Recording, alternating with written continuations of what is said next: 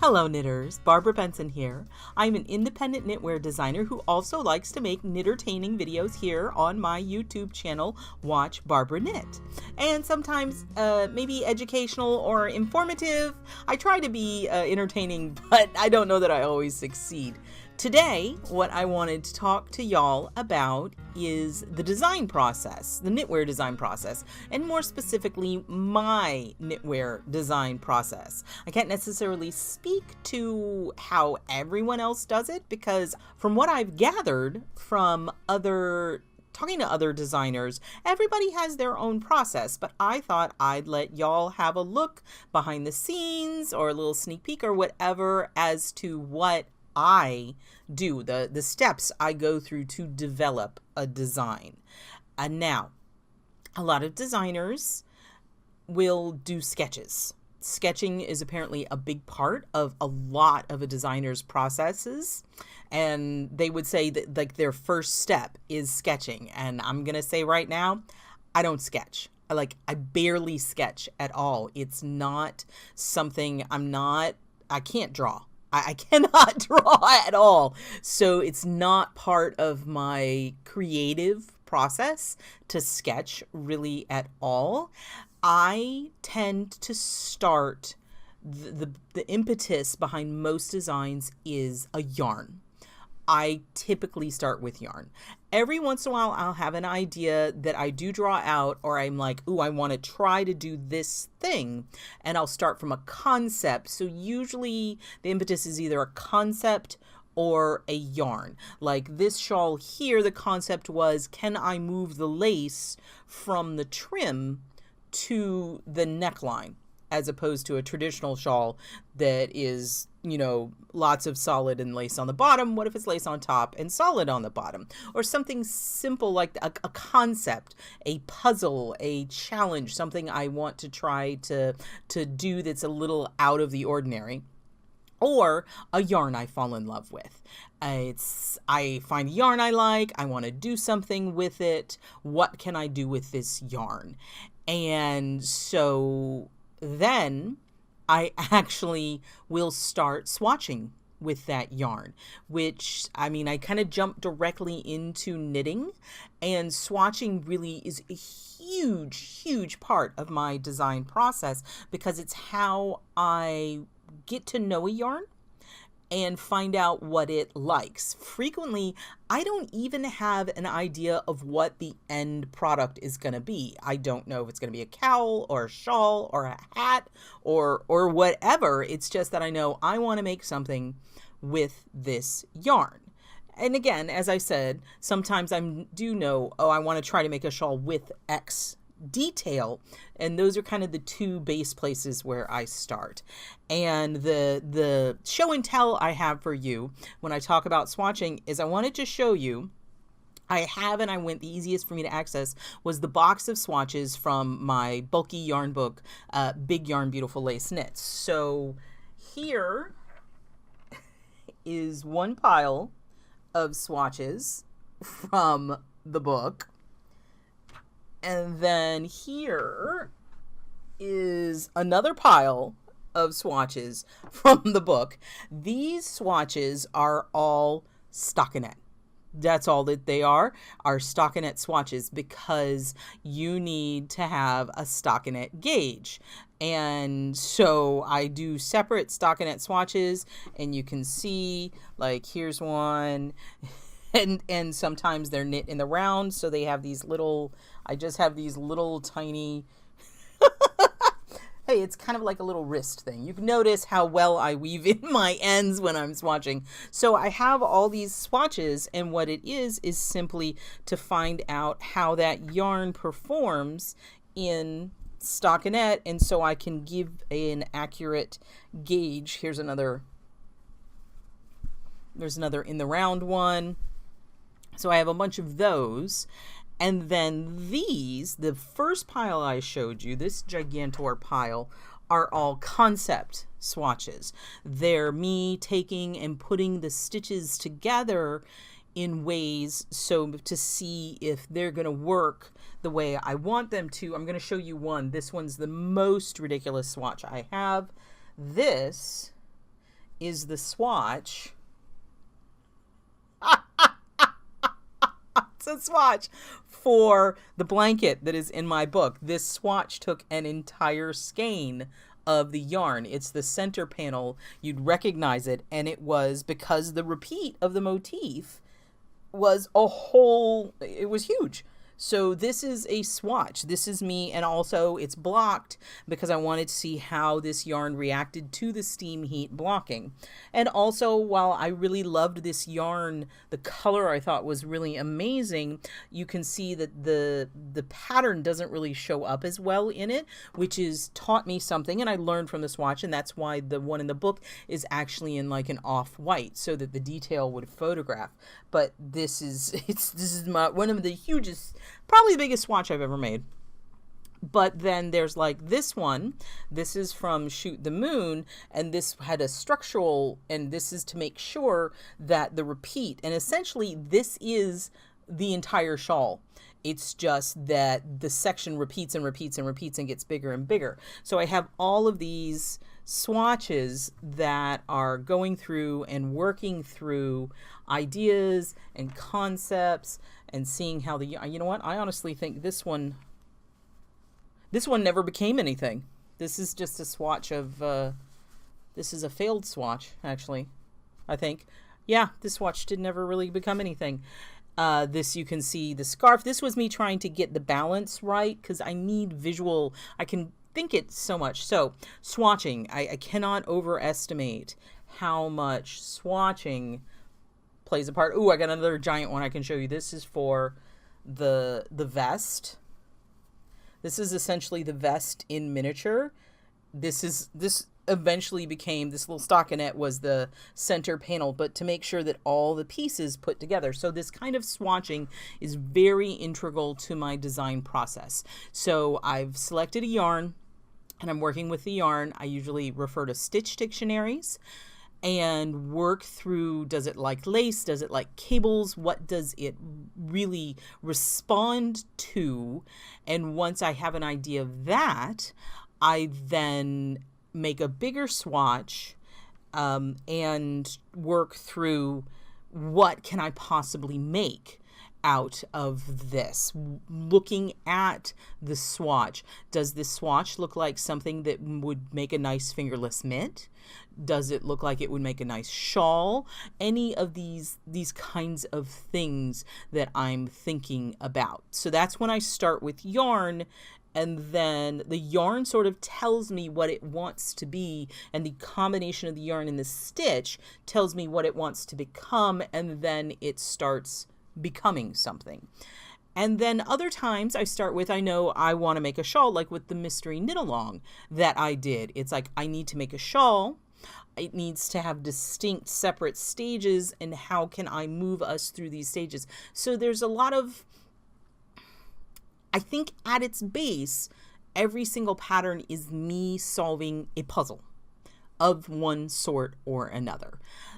How can I, if the puzzle is, how can I make this yarn be as beautiful as I can? What does it want to be? How can I make it like sing its best? It needs its special song, and I need to help it find it. Or how can I solve this puzzle of a mystery knit along? Or how can I move lace to the top? It's a puzzle that I work through. I think of the puzzle, and then I have to think of the solution. So once I've done that and I've got my swatch, I actually usually work from a lot. If it's lace and everything, I'm working from charts a lot. And sometimes I will chart. It's not the charts that you're going to see in the pattern. These are like massive, massive charts, because I'm working through the whole pattern and seeing how it's going to grow and evolve and how many repeats I'm going to have and all that kind of stuff. And I start working on the structure of the pattern. And then the complexity that gets into is, how much yarn am I going to need? And then that goes back to the swatch, because what I have to do is I actually know how many, because I've written it out, how many stitches are in that swatch. So, and actually I skipped a step. the first thing I do when I'm going to work with a new yarn that I know this is what the swatch is going to be, is I ball it up and I weigh it and I write down how much it's going to weigh, how much it weighs. And then I figure out how much it weighs versus what the label says it weighs. Because if I have a ball of yarn that's supposed to be 100 grams and it's actually 110 grams and I use the entire ball, then there's a very high probability that people are going to run out. So I have to base all my calculations on the weight of yarn I'm supposed to have. And then, because I am aware I design primarily accessories and I can't convince everybody in the world to swatch, I take off 10%. So if I have 100 grams, I plan for 90 grams. So now I have my weight written down. I knit my swatch, right? Knit and block my swatch. I weigh the remaining yarn to figure out how many grams of this yarn my swatch took.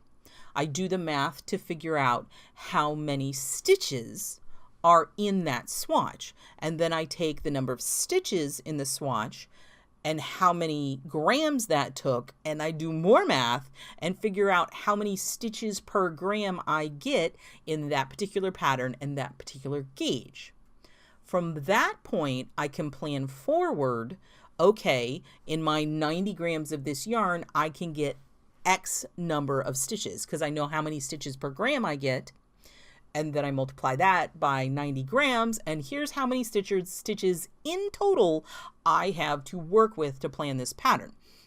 This is frequently important, especially if I'm using multiple yarns to plan, okay, I want to use up this much of this yarn before I start into this color, or if I make a color change or I do things like that, knowing how to get those proportions correct, knowing how big I can make something, knowing like with the scarf, knowing how wide I can make the scarf.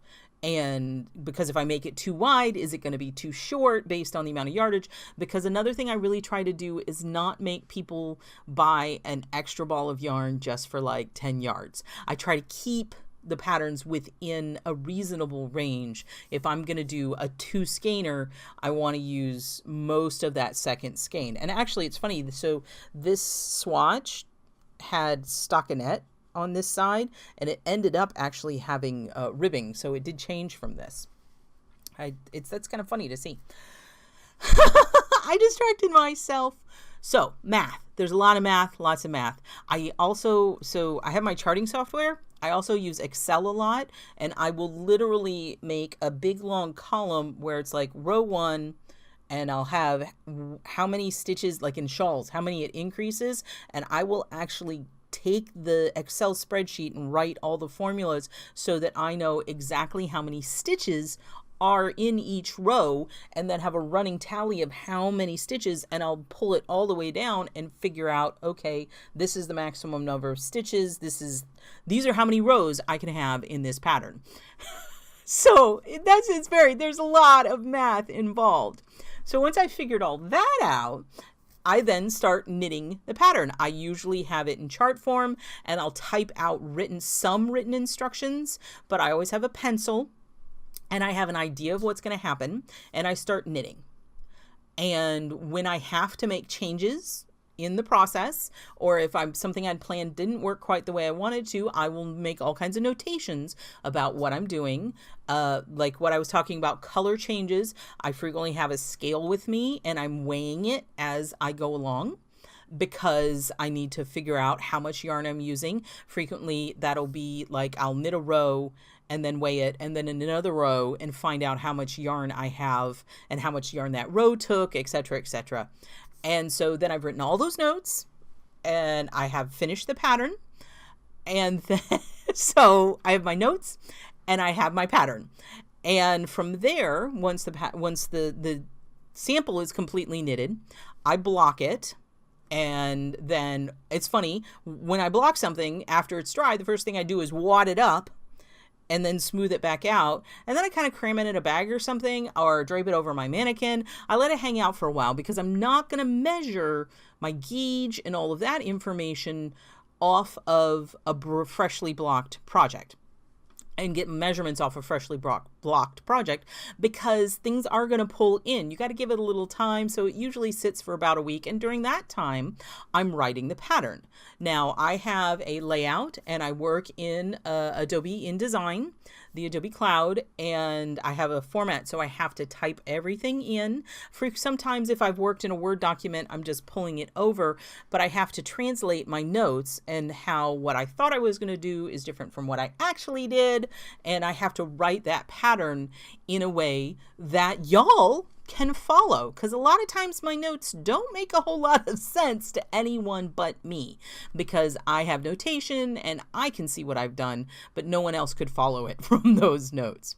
So I write that all out. I have to make sure that all the abbreviations listed in the pattern, like all the abbreviations I use in the written instructions, have to be in the abbreviations panel. Any special notes has to be put in there. I have to break down my giant charts into little manageable charts that people can use. And I have to take that out of my charting software and into Illustrator to export it as something that I can put into InDesign. And I have to assemble all the pieces. And once I've done that, and I have the written pattern, I then go back, and then it's probably been long enough that I can get all the measurements and the gauge and all the information off of my finished piece. And also, here's something I always do. That finished piece, like all my notes, all the ball bands, scraps of yarn, everything, I keep them all in individual project bags, including the needles, because sometimes I forget to write down what needles I used, because whatever. So everything's all in one big bag so that I can go, ooh, what needles did I use? And pull out of that bag and just confirm that what I thought I did is what I actually did. Because sometimes I think I'm going to remember and I do not. So the pattern's written, and usually then I let the pattern sit for a while. And during that time is when I figure out the photography. I'm using the word usually a lot. I typically take the photographs myself, but I've been having to come up with some creative solutions, because since I live in a new area, I don't have the connections with models that I used to, and I'm having to find new and different models. I've been taking some flat photographs also, because people seem to be responding to those. So I have to do the photography, and in the photography, you have to make sure that I want them to look nice. And I want them to show you how that this garment can be worn if I'm shooting it on a model. But also all the photographs have to have the pertinent information that a knitter's going to need to decide if they want to knit that pattern. I don't want to hide anything. I want to make sure that if there's a detail in the hem, that you can see the hem. If there's a neckline, that you know what that neckline is going to look like, so that you have all the pieces. All of the details might not be in one photograph, but I try to take enough photographs that all of the information you need is there. By the time that's done, then I have to import it. I have to do all the photo editing and blah, blah, blah, blah, blah. You know how all that works. I use Lightroom and a little bit of Photoshop. And then by that point in time, the pattern's usually been sitting for a little while. So then I can come back and I read it and I make sure it makes sense, that it's a followable pattern. Oftentimes at that point, I will see ways that I can make things more clear. I see things that, like, I'll look at a written instruction, it'll say K1YO, and I'm like, oh, that should be K1YO in parentheses twice to make it more succinct and to narrow it down. And once I've finally gotten that to the pattern to the point where it's as good as I can get it, I then send it to a professional tech editor, because they have to, you can edit yourself only so much, but I see what I expect to see. So then I pay a tech editor to go over it, and it'll take them a few days. They send me back their feedback. I make corrections that they have found. We sometimes have debates or conversations about, differences of opinion on how something is worded. Sometimes they have very good suggestions that I incorporate. Sometimes they think I should do something and I'm like, I had a reason why I did it that way and I choose not to do it. It's just the way it is. And so for the tech editor, one of the things that's important to have is a style sheet. And what a style sheet is a codification of what kind of language and abbreviations you're going to use in your pattern, so that the patterns are consistent from pattern to pattern to pattern, so that you're not using different abbreviations or different nomenclature. If someone gets one of my patterns, I want it to be what they expect it to be. So one of the things that I do is in a section, it'll say row or round 1, but after round, I don't use the word round or the abbreviation row and round. If it's a lot of text, it'll just go row 1 and the next one will say 2, 3, 4, 5, 6. I don't put row every single time. I just think that's redundant. Once I've established that it's rows, you know it's rows. It doesn't need to say row 1, row 2, row 3, row 4. It takes up too much space. And that's just a choice that I made, and how you have to make those kinds of choices. And it's just every designer has their own style. And that's why there's a style sheet that has all of this information spelled out. And you send that style sheet to the tech editor so they can make sure and hold you accountable to the things that you've already said. Like slip 1. I use S1, not SL1. It's just a choice I've made. I don't think that extra L needs to be in there. In other ones, there's going to be an extra L in there. As long as it's in the abbreviations and it says what it's supposed to be, then hopefully knitters can figure it out. But it's to keep it consistent so that people know from pattern to pattern that they are getting what they're expecting to get. Now, of course, my pattern writing style has evolved from my very first patterns. I'd like to think that my pattern writing has improved, but I hope so. So from concept to swatching to more swatching to math, and then more math, and then writing, and then knitting, and then more writing, and then photography, and then editing, and then more editing. It's just, you'll notice that of all those things I said, knitting occurred like once. Like actually knitting the thing, very small part of the process. So once the tech editor, I've made all the corrections, I've got my photographs, they're in it, everything is laid out the way it's supposed to be laid out, then I am ready to publish it to Ravelry, publish it online to the different sources. I have Ravelry, I have Lovecrafts, it's Lovecrafts. I also, like my more complex ones, I send them to Knit Companion to be put into their format.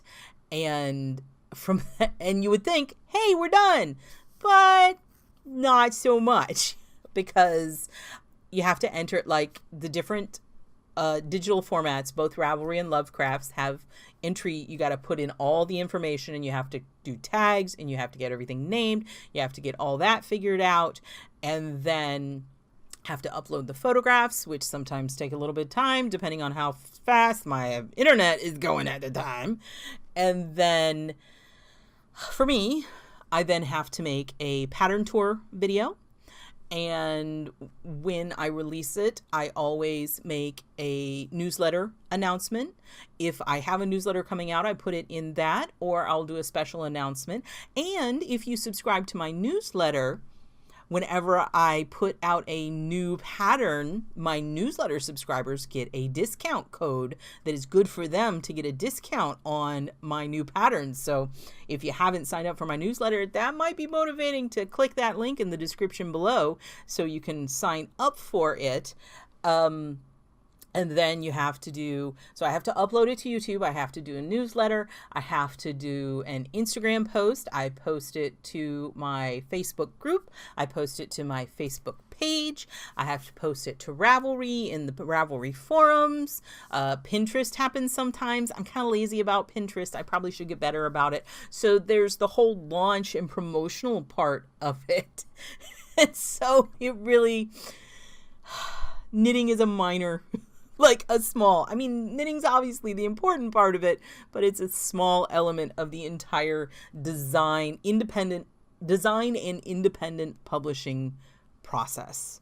So I've been talking a long time. This is a very long video for me. So I hope that gave y'all a little bit of an insight as to what I do to get a pattern done and out there for y'all to look at and possibly knit up yourself. And it is one of the reasons why I love it when people share pictures of what they've knit from my patterns, because I have put all this time and thought and math and effort into the pattern, and seeing that someone has successfully been able to produce a project from what I have written brings me no end of joy, because then I know that it was right. And speaking of that, sometimes there are errors. I edit it, tech editor edits, but sometimes we just miss things. You see things that you expect to be there. It could be something as small as a missing comma. It could be, I just recently found out that there was a chart symbol missing in my book from one of the patterns. It happens. And I will say that if something is confusing or seems very, very out of place or wrong or missing in one of my patterns, I genuinely appreciate it when knitters take the time to email me or send me a Ravelry message and bring it to my attention so that I can either help them solve the issue they're having or say, yes, this is an error. I'm sorry. I will fix it as quickly as possible. And that's one of the beautiful things about having patterns as digital uploads. I can make the correction in the PDF and issue a revision. And so going forward, it will be correct. So I admit I make mistakes. I'm a human being, and it happens. I try very hard, but sometimes and every once in a while I have a pattern that it just seems like I can't win with. It's like there's a comma missing here. I swapped a word there. Sometimes my copy paste foo fails me. I thought I copy and pasted something right, and it just was wrong. And all I can do at that point is apologize sincerely. Thank you for taking the time to let me know that you found this issue and fix it. And hopefully it won't cause too much of a problem in your knitting, but that's the whole process. That is the whole process. I am sure that I babbled on enough, and if y'all have any questions about any of the steps I talked about, if I left a glaring hole that you're like, wait a minute, do you do this? Because I would think you're supposed to do this. So that's a distinct possibility. Let me know. And I hope you enjoyed this peek into what I do on a daily basis. If you like this video, please give it the thumbs up, click that like button. And if you would like to be notified whenever I upload a new video, please subscribe to my channel and select notifications. Thank you so much.